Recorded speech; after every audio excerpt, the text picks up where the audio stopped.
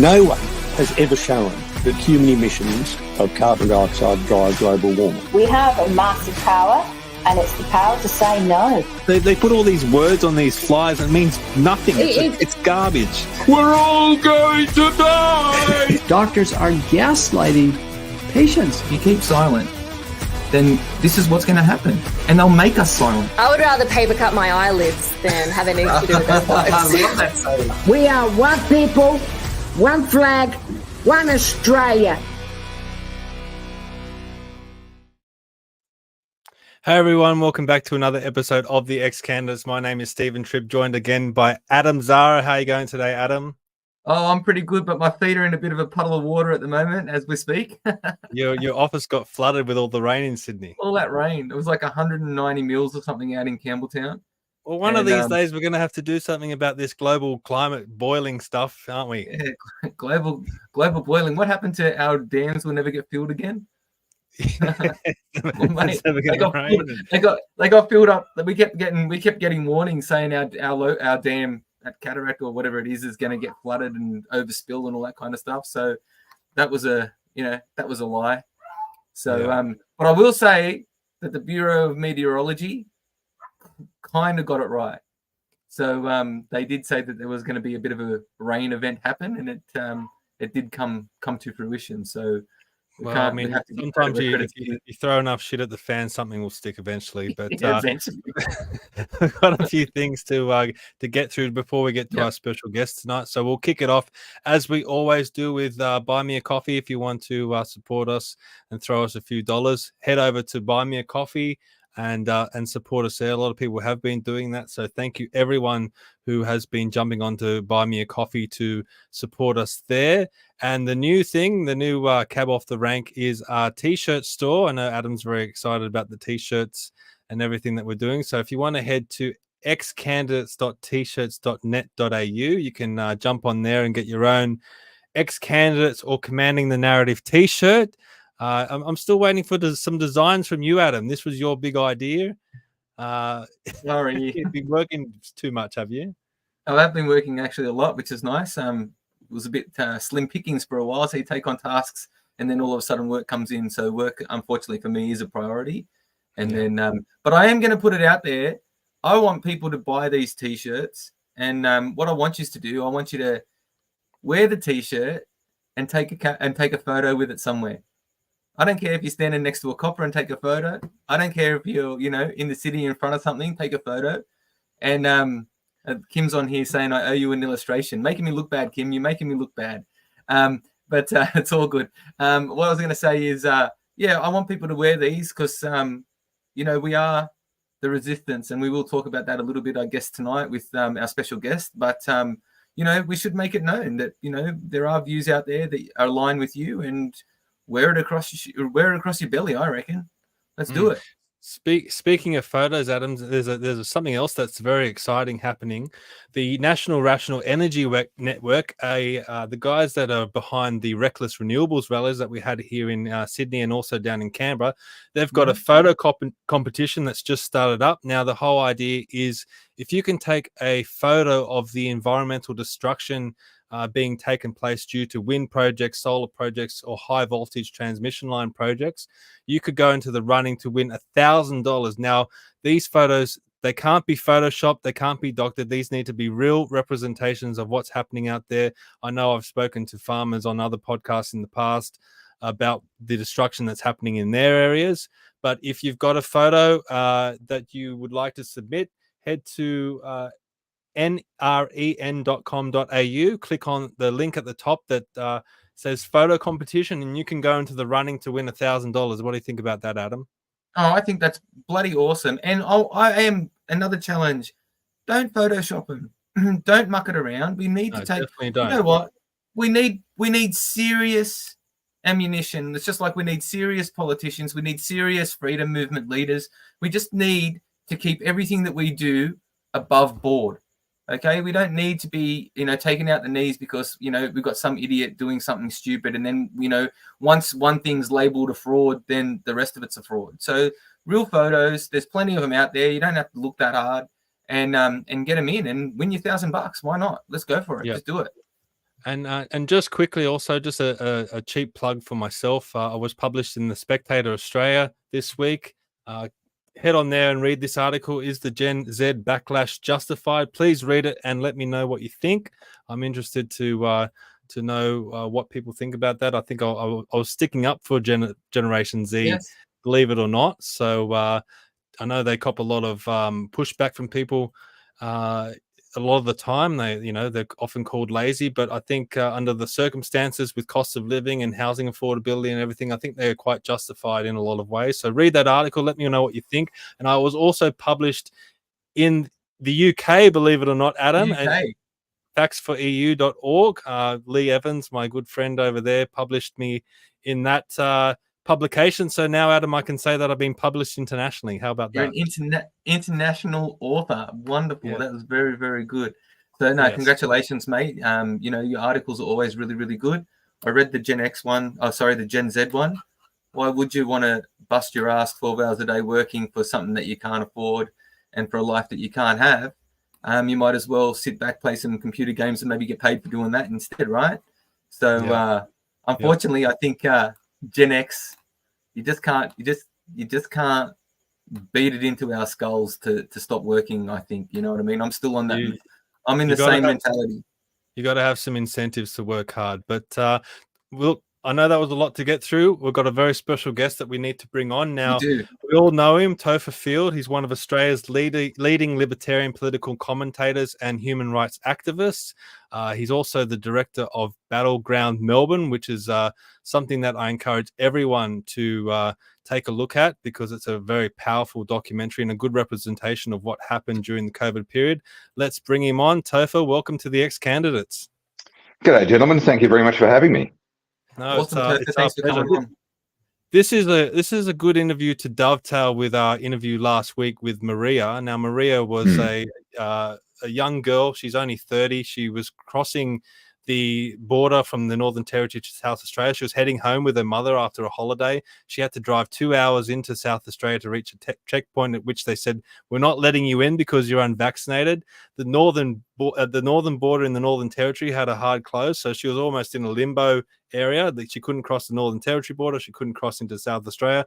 Eventually they let her in on compassionate grounds. They said to her, don't stop anywhere. Don't even stop for petrol all the way home. They said, well, we're going all the way back to Adelaide. How's that possible?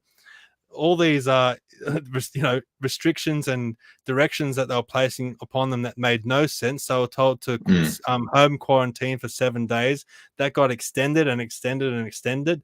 Eventually, she left home on the 11th day, and the police had dropped little cards in everyone's letterbox in her neighborhood to say, dob this person in if they happen to leave. Someone did dob her in. She was arrested. She was thrown into maximum security in solitary confinement for almost 2 weeks. Eventually, she had to fight it in the Supreme Court and won. It's a horrific story. Now, you're the man that walks around with a T-shirt that says good people break bad laws. Prior to COVID, Maria had no criminal convictions or anything against her. She had a very solid career. She was a good person. When do we know that a law is bad, and what lengths do we need to go to push back against bad laws?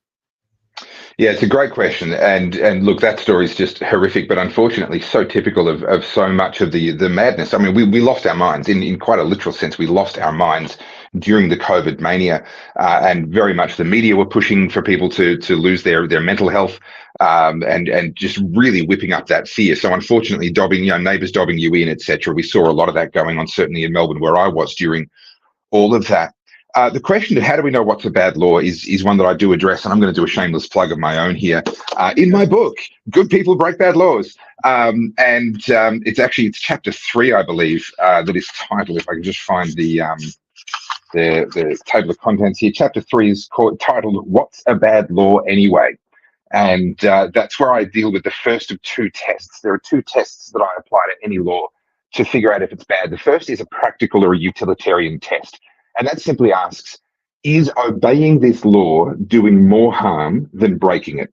And I would add, is obeying or enforcing this law doing more harm than breaking it? So this is very much a utilitarian test. And we know and we understand that there are situations where the law can be an ass. And this is why police officers are given discretion. They don't have to book you.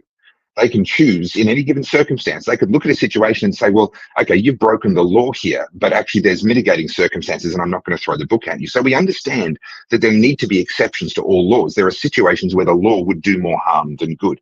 So that's the first question. But I'm always a little bit leery of leaving something at a purely utilitarian level because people can twist utilitarian logic. What's the best outcome? Well, Hitler tried to argue that the best outcome for mankind was to eliminate what he deems to be the inferior races. So, and he would argue from a utilitarian standpoint that he was the good guy. Same with your Maos and your Stalins. They're trying to pursue a utopia here. Who cares if they have to kill a couple of million people to perfect the human race and for all of us to live happily ever after, or for those of us that are still alive, to live happily ever after. So utilitarian logic by itself is quite dangerous. And that's why there's a second test that has to be applied. And that is to ask yourself, in principle, does the government have the authority to do this in the first place? So there's a practical utilitarian test. What is the outcome here? If I enforce this or if I obey this, is it going to be worse than if I broke it? And then there's a principles question. Does the government even have the authority to make this, to make such a rule or to make such a law in the first place? And I go quite deep into this in the book, asking the question, where does the government's authority even come from? Where does it actually, we talk about we're a representative democracy, this sort of summed up in one of the American founding fathers talking about government of the people, by the people, for the people, this idea that the government gets its authority from us. Well, this is a really fascinating idea because if the government gets its authority from us, well, that means that it cannot have more authority than what we have. You can't give someone something that you don't have. You can't delegate to someone power that you don't have. I can't give you money that I don't have, right? And so if the government gets its power from us, actually the question isn't how much power does the government have? We have to start with the question, how much power do we have? Do I have the power to force somebody who has not been proven to be sick to stay home and quarantine? Right? There could be an argument that if someone's got Ebola and they've been tested and we know they have Ebola, there could be an argument to say that there is actually a moral justification for that I might have the authority, the power in protecting my own family to make them stay where they are. But there's certainly no moral argument that would say that I can make you stay where you are. I can force you to quarantine, lose your income, lose your business, not connect with family and friends and live a normal life just because I'm afraid that there's a possibility that you might have something. There is no way that you or I have that power. So how can we give that power to the government? If we don't have it and our government gets its power from us, how did that transaction take? How did we suddenly end up in a situation where the government is claiming to have that power? And I would say if you're going to engage in civil disobedience, a pretty safe starting point is to say that a given law has to break both of those tests. It has to fail both of those tests in order for you to actually decide that you're going to stick your neck out. So it has to be obvious to you that obeying or enforcing that law is doing more harm than good. And it has to be obvious to you that it's not a moral law in the first place. The government does not have the authority to do that. And if it fails both of those tests, then it's a candidate for you to choose whether that becomes a law that you disobey or not. I don't advocate people running out and just creating fights on every front, break every single law that you don't like or what have you. That's a fast track to a very, very unpleasant life. You need to be wise about it. You need to use good judgment. And you need to pick your battles. But if a law fails both of those tests, that's where I would say you've got a candidate to consider civil disobedience on. Do you think that the COVID restrictions broke both of those laws? Flagrantly. It was one of the easiest things in the world. So I just a bit of background on me, because a little bit like the story that you were telling about this lady who ended up in prison in South Australia. I was raised as a good law-abiding conservative, and my family were conservative. I was raised, my dad's a preacher, raised in the church, and all that sort of stuff. And yes, you obey the government. You do what you're told. You live as a good person, and the definition of a good person was, by and large, you obey the law. That was really one of the most important sort of fundamental criteria for how do we define what a good person is. And this is kind of what informed my choice of title. Good people break bad laws.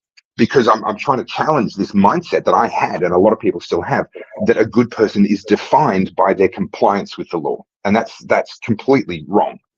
So I lived that way for the first 38 years of my life. And then along came COVID, and I released a video in the third week of lockdowns. I'd already figured it out before then, but I was just holding fire because I was like, look, I might be wrong. But as soon as they extended lockdowns for the first time, so in Victoria, we had the usual messaging that I think everyone had, 2 weeks to slow the spread, 2 weeks to prepare the healthcare system. There is a certain logic to that. I would argue that the government doesn't have the authority to do that. But from a utilitarian perspective, there is a certain logic to it. I can see where they're coming from. And the harms of a 2-week lockdown are relatively small compared to the harms of an uncontrolled pandemic into an unprepared health system. So even though I would say it fails the principles test, the government doesn't have the authority. It was unclear to me whether it failed the utilitarian test and therefore wasn't really a candidate for immediate civil disobedience. The moment they extended the lockdown, the moment they said, we're just going to add another week, at that point I went, no, this is not on. You can't play with people's lives like this. The harm of these lockdowns is going to be devastating. And at that point I went, right, you're failing both tests. You're failing the principles test, you're failing the utilitarian test. And I released a video and spoke out about that. And at that time, the reason why it was so obvious to me that it failed the utilitarian test was by then we had really good data out of Israel, out of Sweden, and out of Italy, showing age-stratified morbidity rates, age-stratified fatality rates, and out of Sweden it had comorbidities factored in as well. So it had the age category and then whether or not they already had other comorbidities. And we could very, very clearly see that if someone was 80 plus and already sick, then this is a very serious disease for them. If someone's below the age of 40 and healthy, well, their risk of dying is roughly the same as getting hit by lightning. Like the risk curve was quite an extraordinary risk curve. And in that context, locking down everyone, you can very clearly see the harms of those lockdowns for everyone below the age of 70 is going to be devastating in comparison to the risk from COVID itself. So for me, it became very, very clear by the end of March. I released a video that kind of went a little bit viral.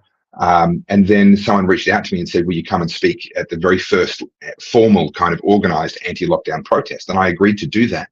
And that really was the moment where I actually engaged in civil disobedience. I'd been speaking out, but this was now when I crossed that sort of threshold and went, right, I'm going to make myself an enemy of the state. And if you watch Battleground Melbourne, the rest is kind of history. Did you end up having to fight all that in court? Yeah, so they sent me a fine for being at that protest and then they dropped that. But in the end, I ended up on multiple charges, criminal charges in the end, for incitement. Incitement was the charge that they liked to use in Victoria to try and control people. So what they were doing, and we know this, and I document this in Battleground Melbourne, which you can watch for free, by the way, battlegroundmelbourne.com. You don't have to pay anything for it. You can just jump on there and watch it. What we documented there, and this is thanks to a chap by the name of, gosh, I nearly had it. I'll get his name in a minute. Marty Fokker, and you can find his YouTube channel. He was doing an amazing job of being at the protest and just documenting what was happening. And on one occasion, he got arrested and he left his camera recording inside his bag. It doesn't have video, but it had audio. The audio is not great, but you can make out what's being said. And he has, they waste a lot of your time deliberately when they do these things. So he's sitting there and there's coppers talking around and saying different stuff. And there's a senior cop talking to a more junior cop, kind of giving them the rundown on how they do it. And literally says, we just drum up some charges so that we can flag them with bail conditions, so that if they come to another protest, we can arrest them for breaching bail. And then goes on to say it's all bullshit anyway. They'll just go to court and get thrown out. So they knew exactly that what they were doing. And so this is a clip from Battleground Melbourne here. And so the police were very, very well aware, and they were just very cynically using the bail conditions and criminal charges. So I got slapped with 2 counts of incitement. That's criminal charges, could have left me with a criminal record. And then they held those over my head for 2 years while I fought them, and eventually they withdrew those charges. So, technically, I beat the charges, but the reality is that was never in question. That was never in doubt. It was all about punishing me and using the process itself as a means of control. Yeah, that's a good thing. Sorry. Yes. So now just quickly, sometimes the process is almost used as a punishment, isn't it? They almost know that maybe when it goes to the court. Yeah, remove the word almost. There is no question, and especially when we have them on record saying what they said, there is no question. The process was intentionally used as the punishment. That was the point. They knew the charges weren't going to hold up. They ended up dropping the incitement charges against basically everyone, as far as I'm aware. There might be some exceptions that I'm not aware of, but they dropped them against Monica. They dropped them against me. They dropped them against a bunch of other people. They were simply using them as a method of control. And here's the scary part. They knew that that's what they were doing at the time. in real time, they knew that they were abusing the legal system to punish and control people in ways that the legal system would not have supported when it actually got to court, and yet they were willing to do that. And that's a very disturbing thing to think about when you look at the history of dictatorships around the world and governments that grow too big and get too much control. It's the compliance of the enforcers that makes it possible for that to happen. You know, the purges of Stalin and you know the famines of the Great Leap Forward and all of these things, they're only possible not because there's a tyrant. Yes, there needs to be a tyrant at the top, but they don't have the power to enforce their edicts. It's the obedience of the enforcers that makes it possible. And what we saw beyond a shadow of doubt is that the vast majority of Victoria Police members were very willing to become the hands and feet, knowingly become the hands and feet of abuse of power. That makes them bad cops. It does, and it makes them, in my opinion, bad people. You know, it's quite a scary thing to realise that the vast majority of people, and let's not forget that Victoria re-elected Daniel Andrews, even after everything that he did. The vast majority of people are willing to comply and are willing to go along with what is quite obviously a low-grade tyranny, in my opinion. To me, that doesn't. I don't even know how anyone could debate that, although there's clearly people that do. And there's a realization that happens internally for you when you see that with your own eyes. And I know a lot of Australians have. Like I'm not unique here. There's be a lot of people watching that'll be sitting there going, "Yep, I saw it as well." There's a loneliness, I think, that sets in. You know, particularly when you're in the middle of that. You know, now a couple of years later, we've found each other, we've built new communities and so forth. But there's a real loneliness that comes with the realization that the people that you thought were your friends and the people that you thought you'd be able to depend on, even down to a police officer, they might be a complete stranger, but certainly raised as a good conservative. There's this presumption about their integrity and about their courage and about their character. And all of that was shown to be completely false. And I think that's why a lot of people went through a period of despair, almost a period of grieving. The world, it wasn't that we lost a person, although tragically that did happen a lot as well. But we were grieving the world that we thought we lived in and the community that we thought we lived amongst. And there are some people, unfortunately, that still haven't come out of that. And before we finish, I want to talk a little bit about hope, but we can leave that towards the end. But there are people that are still stuck in that. They've taken the black pill, so to speak. And I think that's a very, very dangerous thing. I was there with them in the middle of it. It got very dark for me. And I think it's very important that we support each other and help each other to kind of climb back out of that, because the silver lining is we lost a bunch of fake friends that don't share our values. And without COVID, we would never have discovered that they were fake friends who didn't share our values. But we did, thanks to COVID. And then we've been able to go on to find a new community of people that do share our values. And we might have very little else in common. We might not share hobbies. We might not have gone to the same school. All the things that used to define friendship. And, why are you their friend? I met him at my first job years ago and we just kept in touch ever since. Was that a good basis for a friendship? That was as deep as it got previously. It was as deep as it ever needed to get. Now we're rebuilding communities that are really based on shared values and the fact that we're committed to standing up for what's right and being there for each other. And I think that's an incredible silver lining. I think you're making some excellent points. Ultimately, for me, government is only what the masses agree to. So a government can write down whatever legislation it wants on a piece of paper. It can write down a constitution, but if the masses don't agree with it and there's enough pushback, it means nothing. Now, obviously, you do need to take in consideration the police and the military and who has the guns and blah, blah, blah. But you were saying that a lot of people felt isolated, whether people lost their jobs or they're forced into a vaccine due to a mandate. I guess maybe a little part in the back of their mind was them thinking, hey, everyone around me is allowing this to happen. They're not pushing back. If everyone pushed back together, this would stop immediately. That's absolutely correct, but it's far more complicated than people give it credit for. The number of times I've been a political commentator since 2009.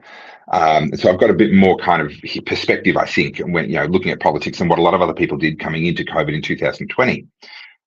But I used to, over the years, I've had so many people say to me, well, if we all just stopped paying taxes, then blah, blah, blah, what could they do? I'm like, okay, well, you first. All right.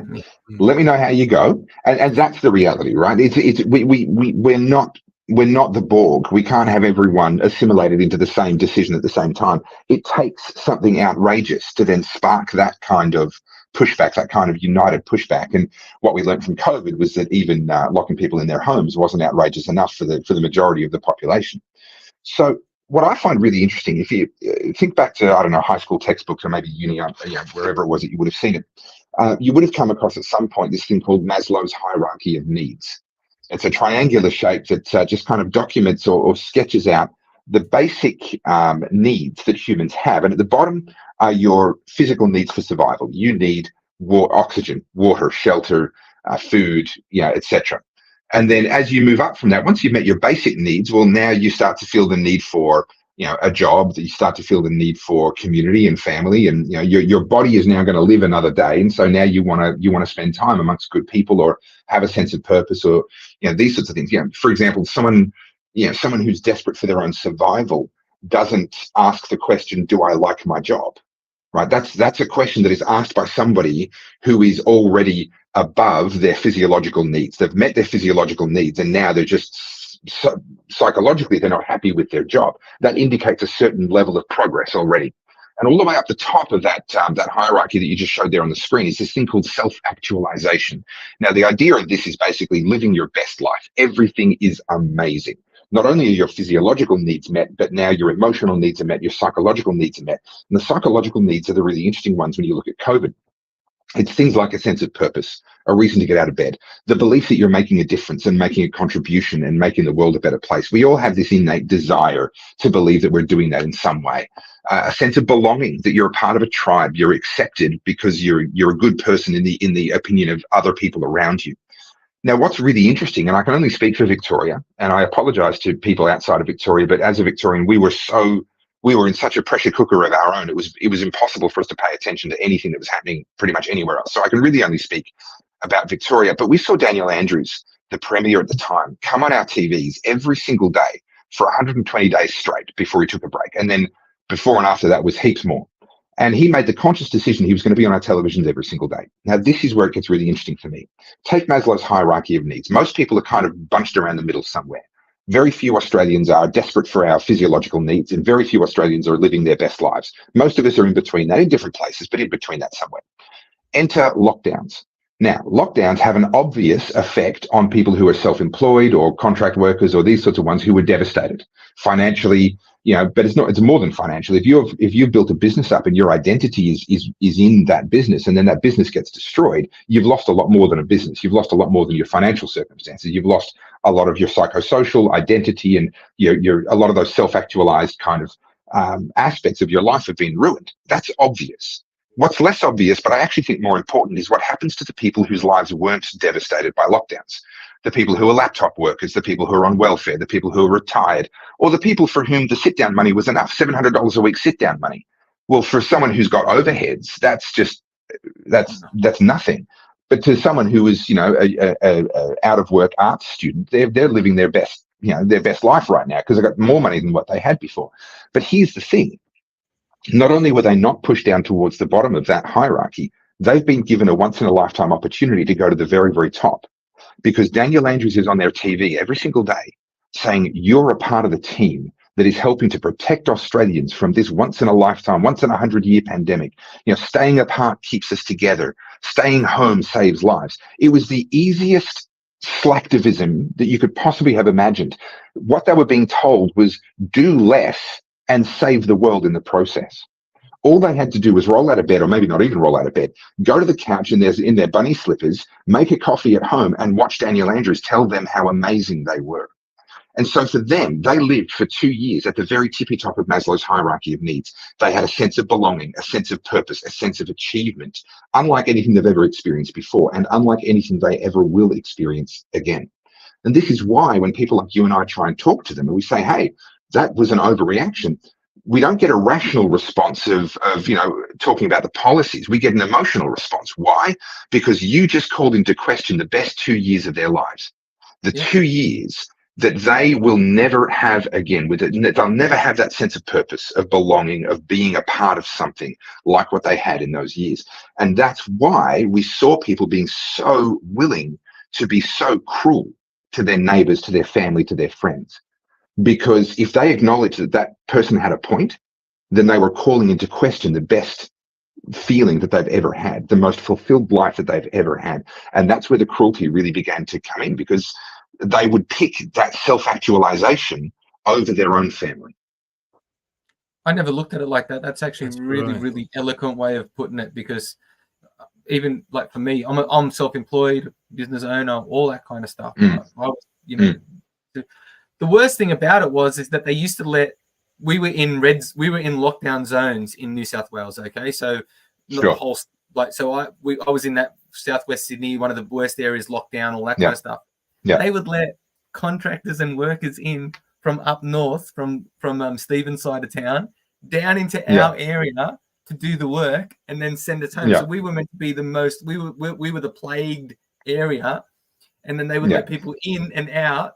Yet I wasn't allowed to apparently leave my home to do my job in my area that I've been spending the last 7 years building a business for. So that was interesting. Keep in mind, it was never meant to make sense. The rules were never meant to make sense. Again, coming back to Victorian, again, I apologize. It's just what I know. It's what I lived. Okay. We had Daniel Andrews making minute adjustments to the rules in every single one of those press conferences. Barely a press conference went by without some sort of a change. And it got so petty. So, for example, there was a stretch of time where there were no cases in the community, and they allowed us to meet other people at parks. Finally, we were, because they'd shut down the playgrounds. They'd put concrete bollards into the skate parks. They had police patrolling parks to stop people from being able to go there. I took my kids to the park every day while it was illegal. I made a point of it. I didn't used to take my kids every day before it was illegal, but the minute they made it illegal, I'm like, we are going to 6 parks today. And the kids are like, Dad, we're exhausted. Yeah, we can't play anymore. We're exhausted. Can we go home? No, damn it, we're going to another park. But we had this moment in time that really highlighted the madness, where Daniel Andrews had said, you can meet people and you can have a picnic in the park, and you have to wear your masks, but you can remove your masks to have a drink. And then a few days later, he changes the rules and says, you can no longer remove your mask to drink an alcoholic drink. I remember. It has to be a non-alcoholic drink. Now, defend that from any epidemiological, any medical direction. It's completely indefensible. But when you understand Maslow's hierarchy of needs, and you understand what Daniel Andrews was doing with those press conferences, having it not make sense was better than having it make sense.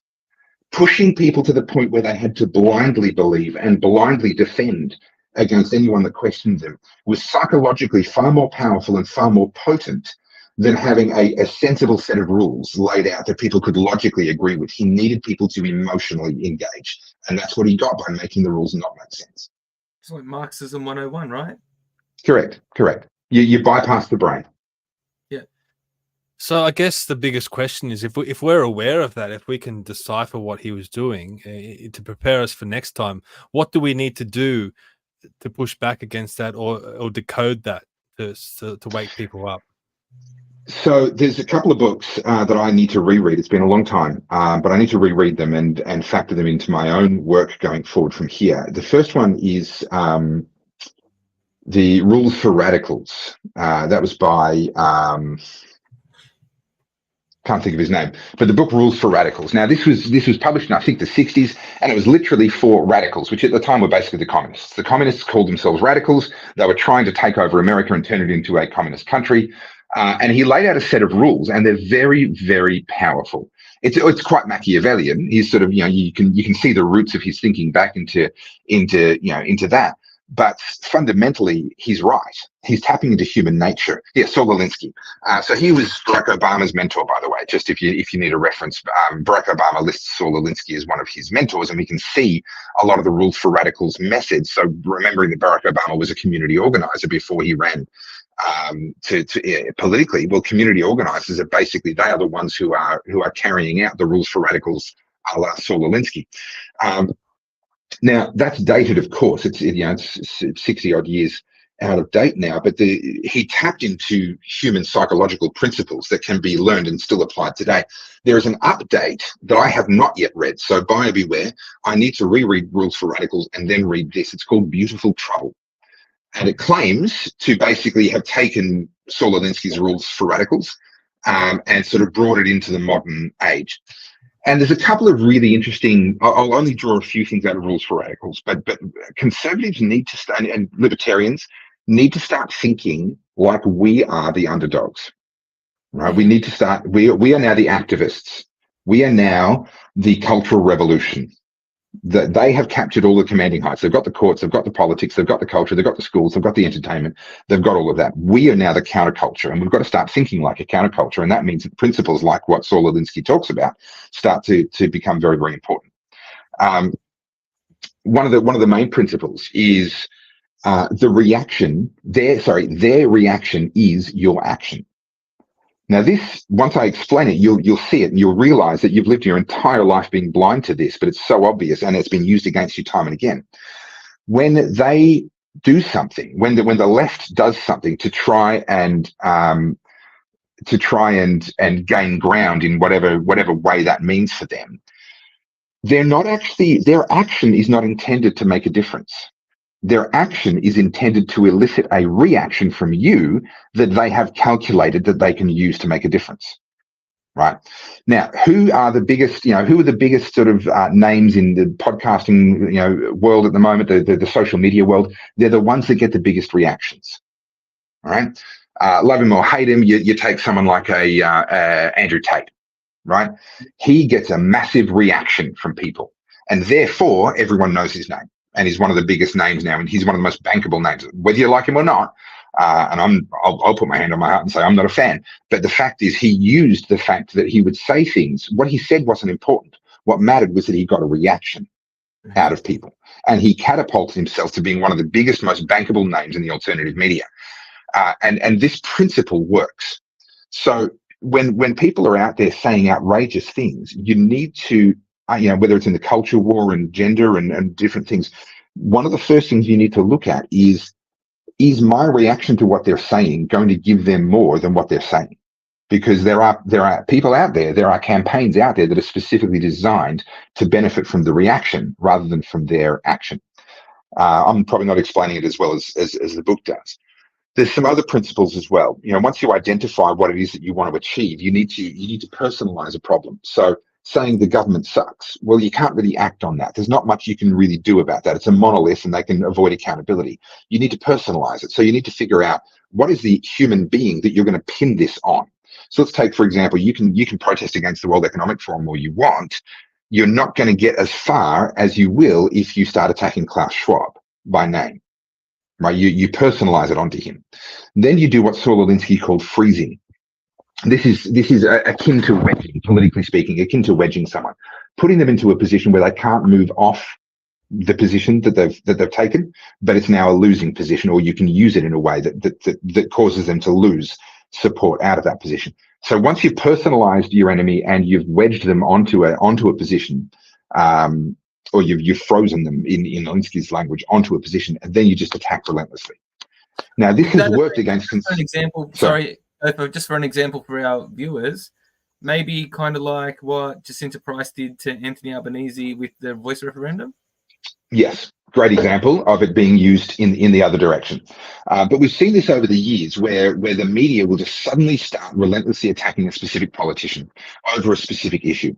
And they will hammer and hammer and hammer and hammer until eventually they get that person's resignation or a cabinet reshuffle or something. They get some sort of a win.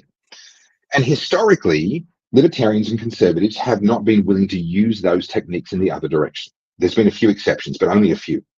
And what we need to recognize now is, unfortunately, we have to stop being nice. And I don't mean lose our principles and abandon the things that actually make us who we are, but we have to stop playing nice and we have to start using some of these tactics and some of these techniques in order to actually get what we want and to make the world a better place in our view. So that's a 50,000 foot view of your question of what can we do. That's not necessarily actionable at an individual level, but for example, a couple of examples where this has worked already, mostly out of the US because they're ahead of us in terms of their pushback. Look at what happened with the Bud Light boycott. Right, lots of people were objecting to the whole transgender thing, but the minute it became a person, now in this case in the form of the brand of Bud Light via Dylan Mulvaney, but as soon as it became a specific thing that they could wedge, Bud Light weren't going to change their position, right? They were frozen onto that position. And then the conservative media just attacked relentlessly and made it popular to boycott that beer. And they hammered the bottom line of the Bud Light brand. And there's various other examples. Disney's losing money hand over fist. There's all sorts of things, all sorts of examples now as we're beginning to see more and more pushback. But we need to be willing to start to engage in these sorts of activities. And the comment there about Paul Keating, yes, he used a strategy. Paul Keating grew up in the generation of people that probably would have read Rules for Radicals when it came out. Like that would have become a bit of a handbook. Now, Saul Alinsky, it wasn't even original to him. I mean, this is stuff that, again, it goes back to Machiavelli. You can trace the thought process via the Heidelberg School and back to Machiavelli. You can see the history of this, and the reality is it works, and we need to start getting better at using psychology and human nature and some of these techniques. Do you because think the government, sorry, Stephen, let me just finish on this, but the government are using it against us. So what happened was COVID was a way of controlling us, okay, but it didn't give us an enemy. So from what you were talking about, people need a real villain. So what happens is you can't fight a cold, right? Like, so you can't go and get your gun, and you can't go and get a group and beat the Christ out of it and say leave us alone, right? No, you can't. So they kind of beat us, our herd mentality and us grouping together via that kind of distraction. But if it was like, say it was Scott Morrison said, I'm just locking you all down because I just want to lock you all down and I'm going to do it. Well, then everyone would have just joined together and gone, well, screw you, mate. We're not doing that. Correct.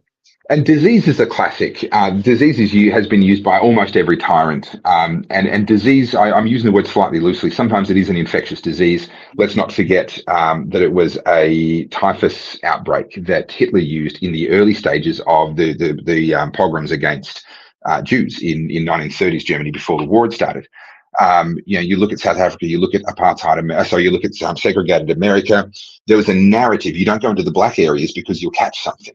Right? There's this narrative. Even now, these migrants coming over the border, they're all bringing disease, right? This fear of disease is very, very deeply kind of ingrained into the human psyche, and it's a faceless enemy. It's a thing that it could be anywhere, and so you're absolutely right.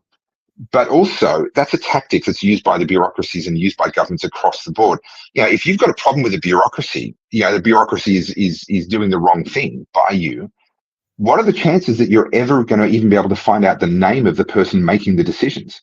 Zero, right? You will never be able to penetrate that wall of anonymity that they create, and that's intentional. And that's also why they'll use so before COVID came along, I was a part of a campaign that was hammering the water minister at the time over the Murray-Darling Basin plan, an absolute debacle, and it's just done so much damage to our irrigators, our food and fibre growers.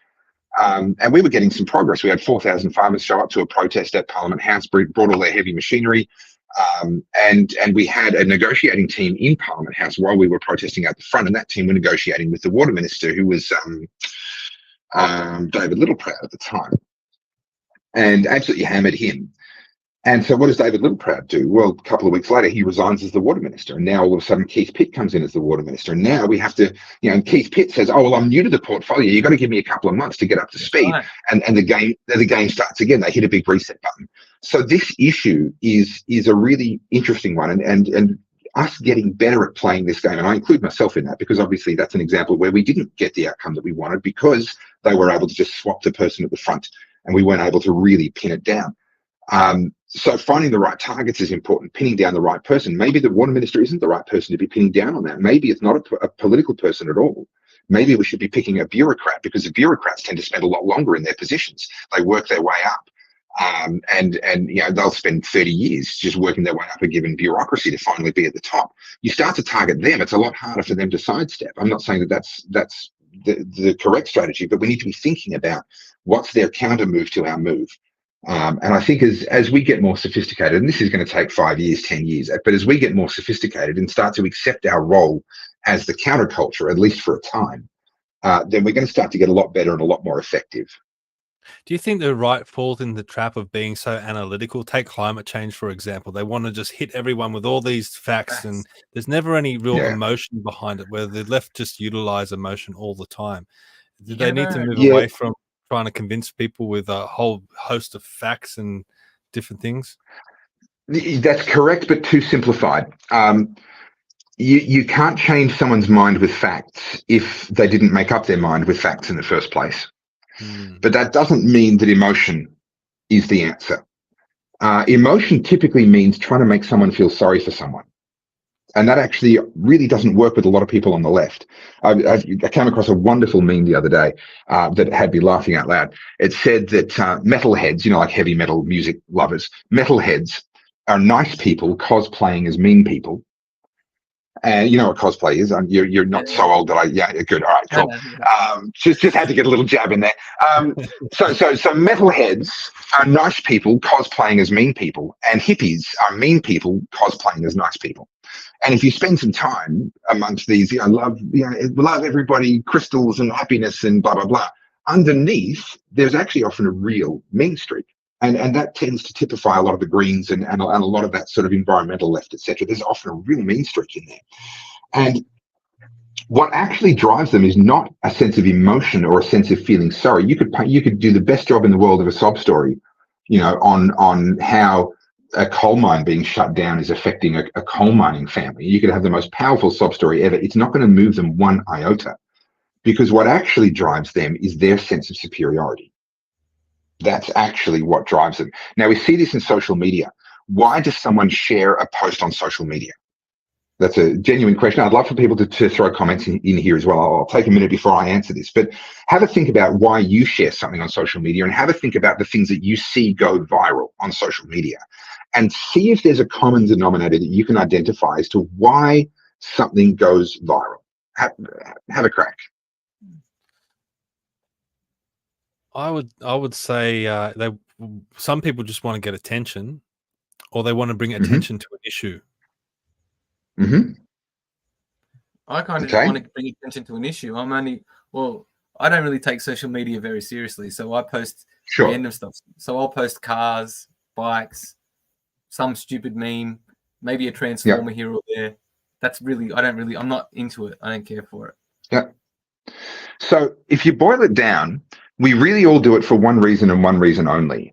And that is because we believe that other people seeing us share that thing will make us look good in our opinion of whatever that means for us. So you see a funny video and it makes you feel good. And you go, if other people see this from me and I make them feel good, then they're going to be, that was from Topher. Wow, great. Okay. You see a thing about this amazing car and you want to share it first before your car mates see it from somebody else. Why? Because that makes you look good. You're the guy that has the inside running on X, Y, and Z. When you really boil it down, most of the time, human beings are sharing in that sort of anonymized capacity. It's not so much the campfire, the pub talk stuff. We don't necessarily do that. But in that anonymized communication, we're largely doing it to broadcast our own virtue in whatever that means for us. Now, this becomes really, really toxic when you look at what then happens on the left, where they are particularly concerned with their own virtue and virtue signaling. You can't change their minds with facts, and you can't change their minds with emotion, because they're not actually emotionally engaged. They don't care about the people that they're hurting. Their own sense of superiority and virtue overrides that. The only way to reach them, in my opinion, is to give them a higher value, to give them a virtue that is higher than the one that they believe they're pursuing. This is one of the reasons why I've pivoted, and anyone that follows me closely on Facebook or X will have noticed I've pivoted in the last few weeks.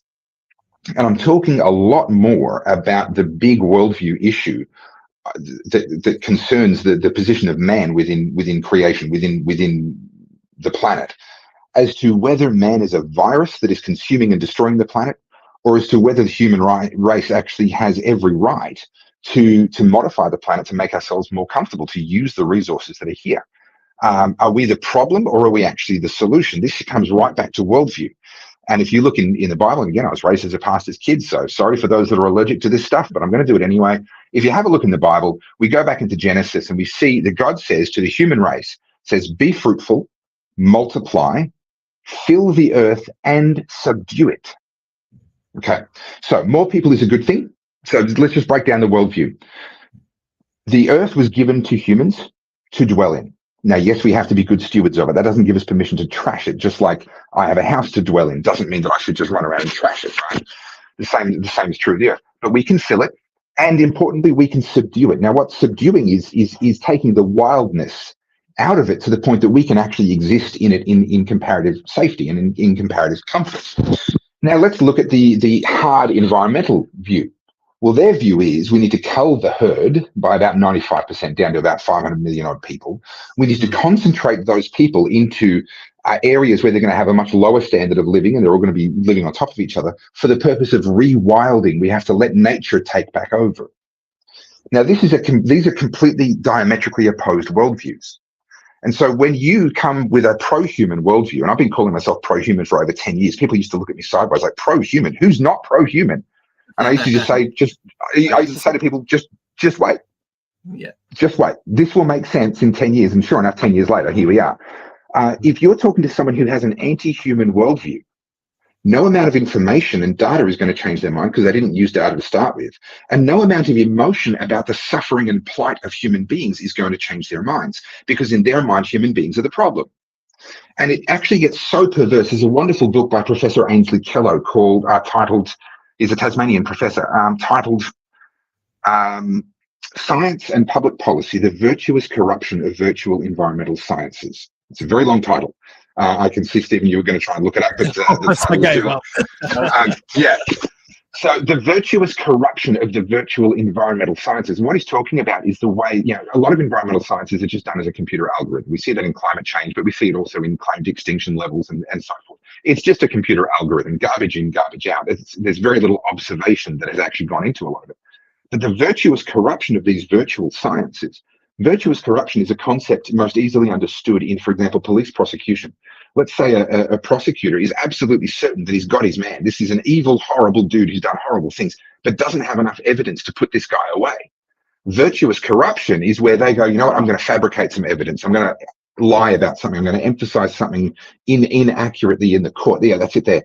In order to try and, it's gone up. It's $230 now. Goodness, I paid about 150 for mine. About 10 years ago. It's like buying gold. That's right. I'm going to retire on that book. And so virtuous corruption is where they engage in corruption for a virtuous reason. Now, what happens when you add virtuous corruption into environmentalism that has a fundamentally anti-human worldview? What's interesting is, number one, they will lie about the danger and the imminency of, we see this with Al Gore and climate change. We saw it with Tim Flannery. You guys brought that up in the introduction. They'll lie about this stuff and feel good about themselves because it's virtuous. They're lying to humans who are the problem to save the planet, which is this virtuous, wonderful thing. But it gets really, really perverse because measuring environmental outcomes is really hard. It's a very difficult thing to have an environmental goal and to measure that you're succeeding at achieving that environmental goal. That involves leaving Toorak and actually going out into the environment. That no one makes lattes out there. It's a hard thing to do. So what they do instead is, in their mind, this is a zero-sum game. There's nature and there's the human race. And if the human race is getting better off, nature must be being destroyed. There's a zero-sum game in their minds between those two things.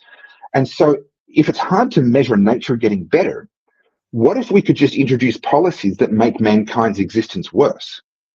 And if it's a zero-sum game, then that must mean that the environment is benefiting. And this is where we see this people sort of say, how did the environmental movement become this anti-human sort of statist, big government control everybody's lives movement? Because through their own virtuous corruption and through their own sense of virtue, they have stopped measuring environmental outcomes, which is why they can say that an electric car is a good thing, despite the amount of mining, refining, manufacturing, and everything else that goes into the batteries. They can say this is a good thing because it's bad for people. And in their mind, that logic makes perfect sense. And so coming back to your original question about emotion, in that context, can you see how when you create an emotional story about how much harm is being done to this person, it doesn't affect them. In fact, it may even encourage them, because that's exactly how they measure success. This stuff is absolutely brilliant. I haven't heard this out of you before. Are you having any influence over, obviously you can't just be one voice out there, you need other people, you need to bring other people along with you. Do you have influence over political parties or certain politicians, or even just maybe start your own Topher Field University where you can instill this stuff into people? Because this is, I'm agreeing with you. I think this is what we need, and this is probably what we need to shift to, because what we've been doing currently hasn't been working. Yeah.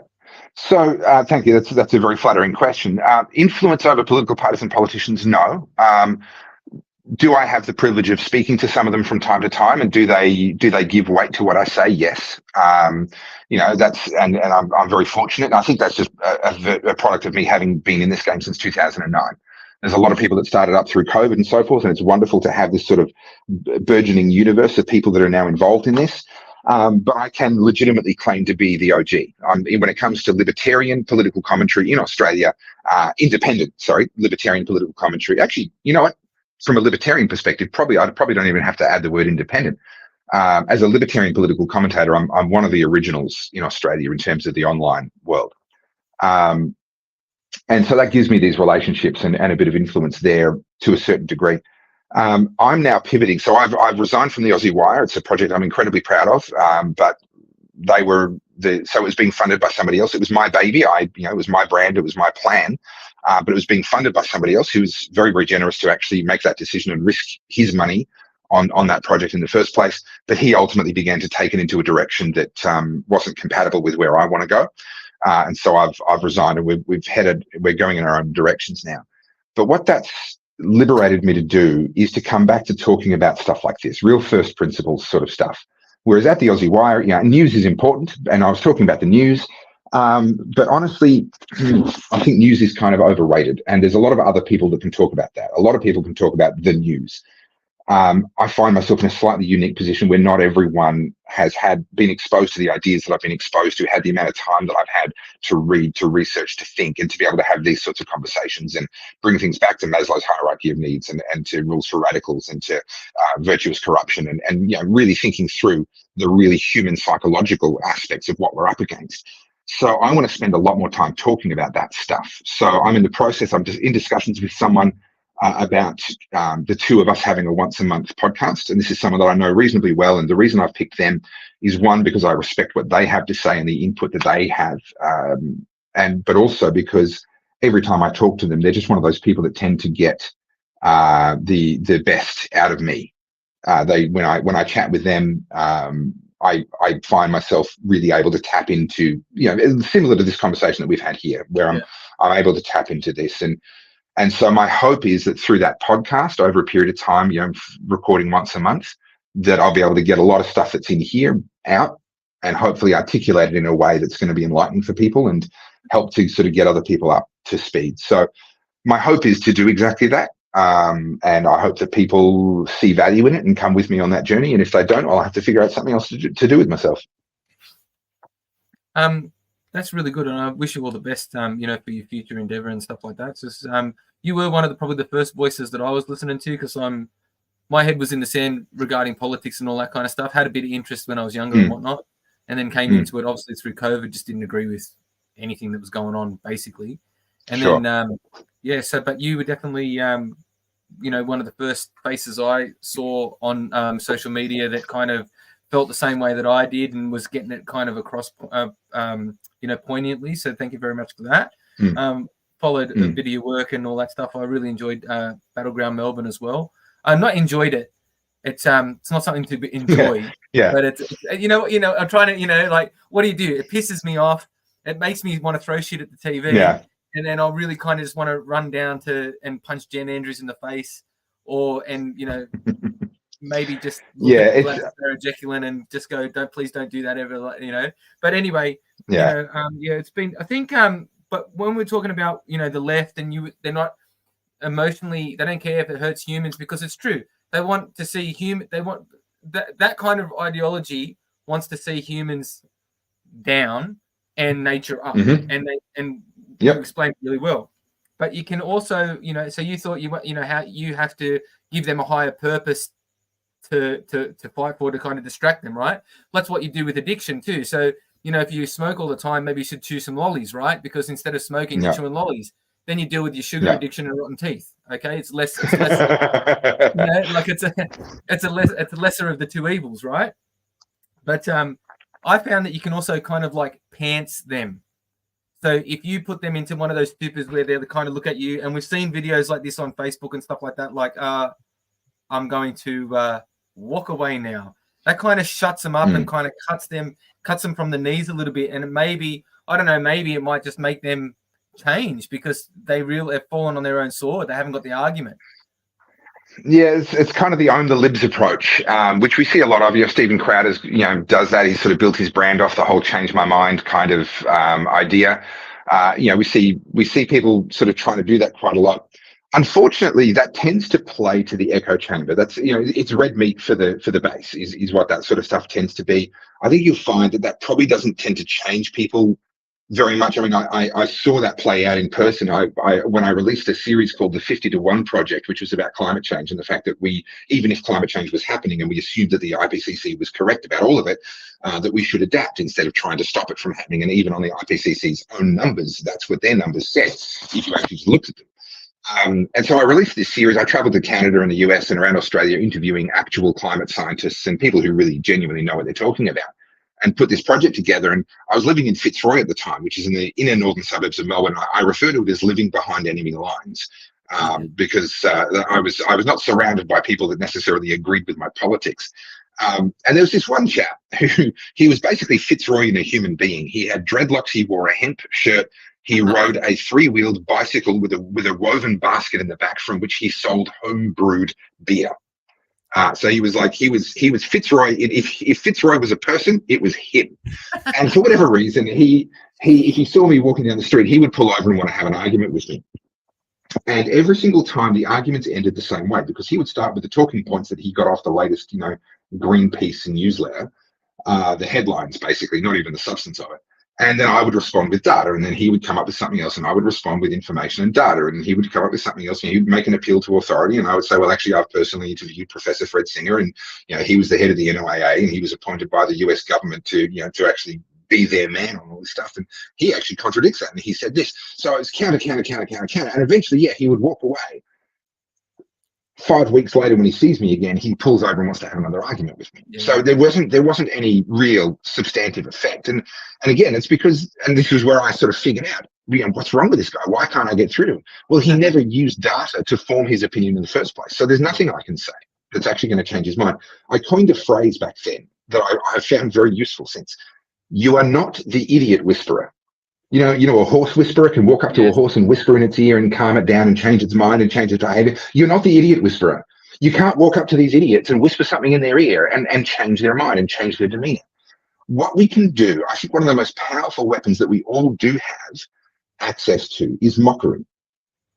Making them the butt of jokes is a tremendously powerful tool. Now, again, it appeals to the base. It's red meat for the base. But that is actually more effective when they start to discover that they are the butt of jokes. And that's why, for example, the transgender movement is so angry at Dave Chappelle, right? And so angry at J.K. Rowling, and so angry at these people. Not because these people necessarily make better points than others, but because these people make their points in a way that makes everybody laugh. Right, J.K. Rowling's Twitter is an absolute riot. If you're not following J.K. Rowling's Twitter, just do it. Just do it for the lols. She is hilarious, right? And the reason why they're so angry at her and so angry at Dave Chappelle is because they are making us laugh at them, not because they're making better points. And so I'm going to be heading out short, not as in tonight, but I've added to my list of things to do this year to start going to open mic nights and doing stand-up comedy to improve my skills in that area. I already do a lot of emceeing and that sort of stuff, and I try to be funny when I do that sort of stuff. But I want to actually focus on it as a skill, as a very specific skill, in order to really be able to use humor as a weapon. Now, am I breaking up for you guys? I think you guys keep stopping and freezing for me. Is my feed breaking up?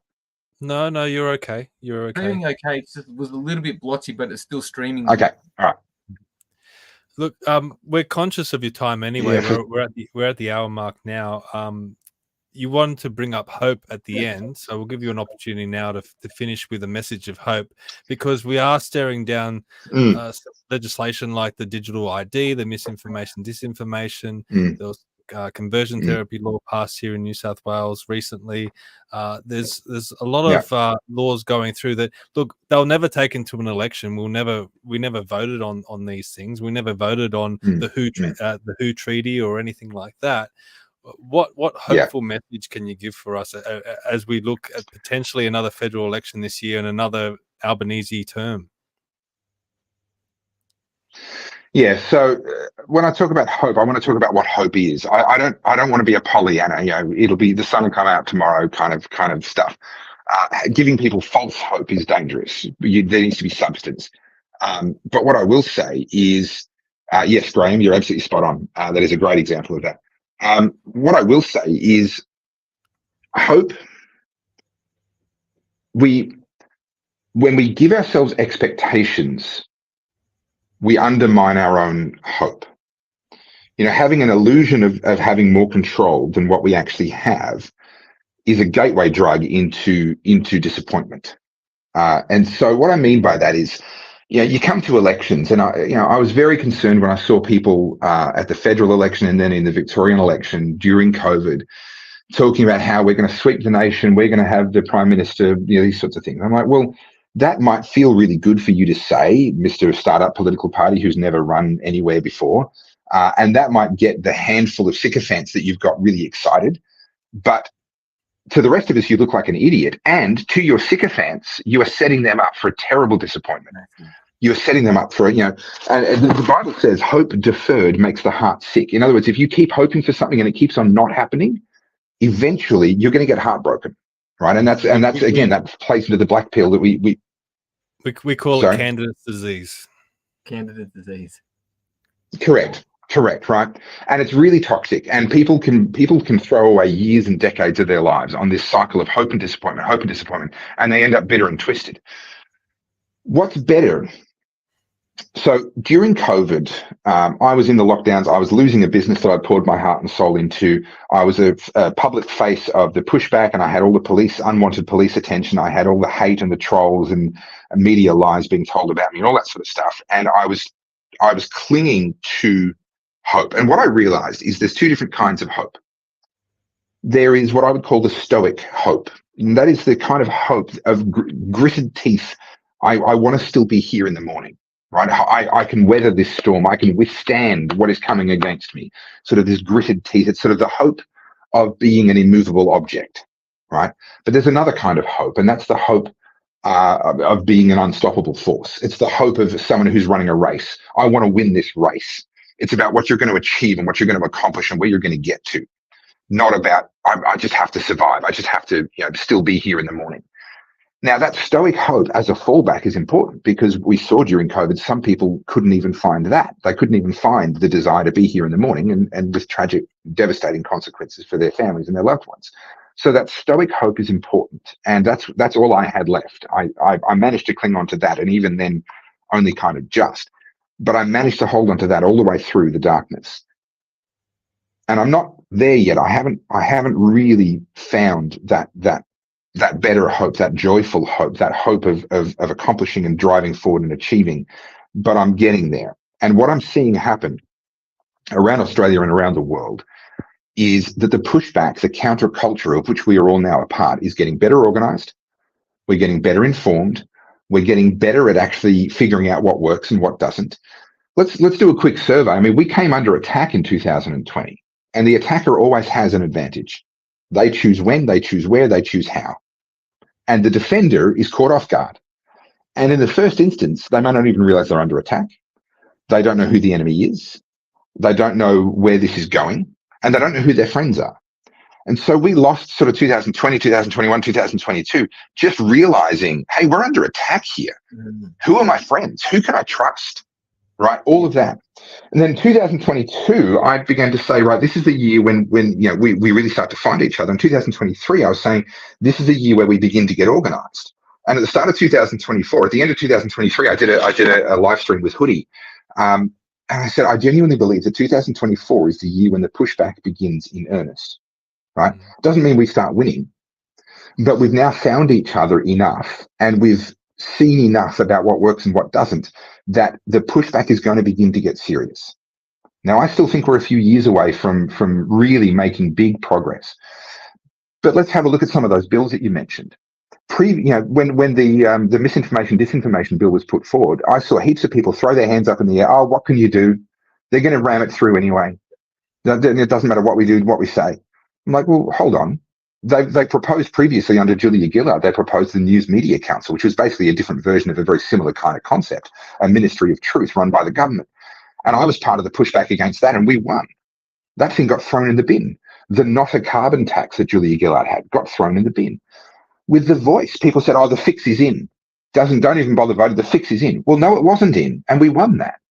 The misinformation, disinformation bill has been put on the back burner. We don't know when they're going to bring that back or if they're going to bring that back. They realized it was politically toxic. Why did they realize it was politically toxic? Because you and me and all the people watching made enough noise and created enough conflict around it that they said, you know what, we'll just put that on the back burner for now. Pre-COVID, I don't think there would have been enough pushback. No. Right? There wouldn't have been enough people paying attention. But now we're paying attention. Now we know who our enemy is. Now we know who our friends are. And we're beginning to get more and more active and more organized. So I'm not trying to sell some kind of a Pollyanna hope. She'll be right. Everything's going to be fine. We're going to get a Hollywood happy ending. All I'm saying is, if the only hope you've got is stoic hope, that gritted teeth determination to still be here in the morning, hold on to that. Don't let go of that. All right. But if you have the capacity within you to open your eyes and look a little bit wider and realize we're on the back foot, we're the defenders, they have thrown everything at us. There is not a single weapon that they have not used. Legally, psychologically, and from an enforcement point of view, turning our own families against us. We have weathered an attack that involved every single type of ammunition that they have. That's not to say that they've run out of ammunition. They're going to keep shooting. Yes. But they don't have any new weapons that we haven't seen yet. We've seen every single one of their weapons, and we're still here. And if anything, we're more organized and more capable than we were before their attack began. We've got a long road ahead of us. But I think that in the next 2 to 3 years, we're going to have good reason to transition from that stoic hope, that survivalist hope, that I'm just going to try and be here in the morning kind of hope, into that joyful hope that, hey, I can see the finish line. I can see my target. I can hit the target from here. I can do some damage and take back some ground. We're going to make that transition in the next couple of years. It's a tough road ahead. I'm not going to sugarcoat that. But I think there are genuine reasons for optimism. And it's entirely possible that because people are awake and more politically engaged and active and less trusting of government and know who their enemy is, that we could emerge out of this in 10 years' time into a new era of freedom greater than what we had in the post-World War II era. Yeah. That's an entirely feasible outcome from where we are right now. And I think that's an outcome worth fighting for. I think you're spot on, because I always say the silver lining of COVID is we made so many friends and made so many connections that we do have people to go to now if anything does happen again. And I look around at different groups that are formulating, like the National Rational Energy Network that I brought up before. That represents over 100 smaller community groups that have all come together. There's the Aligned Council of Australia that's just popped up, which is similar. It represents. Now, these might not be the ultimate answer, but it shows that the people are coming together, forming groups, and taking those next steps. But we probably should finish up. And we'll finish up with our final segment, which is called Build Your Own Fantasy Government. Now, the idea, Topher, is that you are in control of the next Parliament of Australia, and you can choose 5 or 6 people to head up that next government of Australia. Now, they can be anyone you choose. People have chosen dead people, people from outside Australia. They can be current politicians, former politicians, maybe an expert in a certain field, maybe a political commentator, whoever you like. But you need to choose 5 or 6 to head up the next government of Australia. Topher, who do you choose? All right, so I'm just thinking a parliament full of dead people. I mean, they can't be any worse than what we've got at the moment. So I might just pick up a bunch of dead. No, I'm kidding. Okay, so I would immediately draft Javier Milei from Argentina and make him our prime minister. And you're welcome, Sash. Thank you. And I would get Dr. John Humphreys to be our finance minister, our treasurer, sorry. I would definitely have Senator Alex Antic, Senator Ralph Babette, Senator Malcolm Roberts, Senator Matt Canavan, Senator, oh goodness, there's another one who's amazing and I'm forgetting his name. That's doing him a terrible disservice. I apologize. Rennick, Senator Jared Rennick. Yeah. I would definitely have those people in very, very senior positions. But to be honest, my highest priority would be to abolish the vast majority of the bureaucracy. Just completely shut down entire government departments. Certainly at a federal level, there are just so many ripe for it because there's overlap between them and the states. The states run healthcare. Why do we have a federal health department? They don't see a single patient. They don't have a single hospital bed. We don't need a bloated multi-billion-dollar per year federal health department when all of the health care is done at the state level. Same with education. The federal government should hand every single national park back to the relevant state in which it resides. Abolish all of their parks nonsense.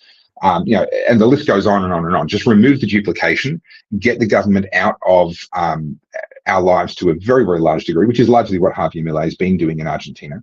And at that point, we'd be off to a very good start. The premise of your question is sorry to get philosophical again on you, and you're trying to wind it up, but I'm going to keep going for a minute longer here. The premise of your question is based on the idea that government can be sold if you have the right people. And certainly better people is better than worse people. There's no question about that. But actually there's an old saying, and I can't remember who came up with it. I can't attribute it to them. There's an old saying that instead of having a government so big that it doesn't matter who's in it, let's try having a government so small with so little power that it doesn't matter who's in it. Right? We're in a situation now, Liberal versus Labor. Is there really that much difference? Does it really matter? No, it kind of doesn't really matter, because it's such a behemoth now that it's kind of out of control. It's got a life of its own, and it's going on and doing its own thing. The government should have so little power and such narrowly defined roles that lobbyists don't bother. The fact that lobbyists exist tells you that governments have too much power and too much money, and they can meddle too much in the private sector. The idea that a company is spending money on trying to change a politician's mind should not exist. They should not be meddling in the private sector to the degree where lobbyists exist. So my number one priority, as much as having the dream team would be great, my number one priority would just be slashing the size of government. It's a very good point, and it reminds me of when Jesse Ventura became governor of Minnesota. He just banned lobbyists. He said, "You're not coming to see me." So I think that's a good way to start. Yeah. So for everyone that has really enjoyed tonight, and I've really loved this interview, Topher, I have to say, I had a whole list of questions to ask you, and I've basically thrown them out the window because I've just been listening to you and going along with what you've been saying. But if people want to keep up to date with everything, as you said, you're not with the Aussie Wire anymore. You're going back to what you were doing before. How do people follow you? Yeah. So at Topher Field on all the socials. I'm most active on Twitter and Facebook, but I'm on most of them. Go to Good People Break Bad Laws and buy a copy of my book, please. And there's also t-shirts and hoodies. The winter is coming. Winter is coming. Get yourself a hoodie. And if you haven't yet seen Battleground Melbourne, it's available for free. Go to battlegroundmelbourne.com. You can watch it there. But in terms of keeping up to date with what I'm doing and where I'm going, it's Facebook and Twitter, or X now. And just the handle is just at Topher Field on all of them. Yeah, Kim says I haven't so much sense in a long time. Thank you, Topher. And I agree. I'm going to buy some of those books that you mentioned as well, and try and catch up with all your knowledge and learning, Topher. So we'll see how we go. Yeah, Stephen and Adam, thank you so much. I really appreciate it. Thanks, Topher. We loved having you on. We loved all the comments in the chat. Thank you, everyone, for watching. I should have mentioned that the Rumble's now working as well. So we had quite a few people watching on Rumble. You can contribute to the chat now. Nice. It's a new feature with StreamYard, so keep that in mind for future episodes. Please share this out. I think there was some invaluable knowledge that Topher presented to us all tonight. So if you can pass this along and maybe this can be the first lesson of the new Topher Field University that's coming, and we'll see if we can turn things around in this country. But thank you all for watching, and we'll see you all next time. Thank you. See ya. Cheers.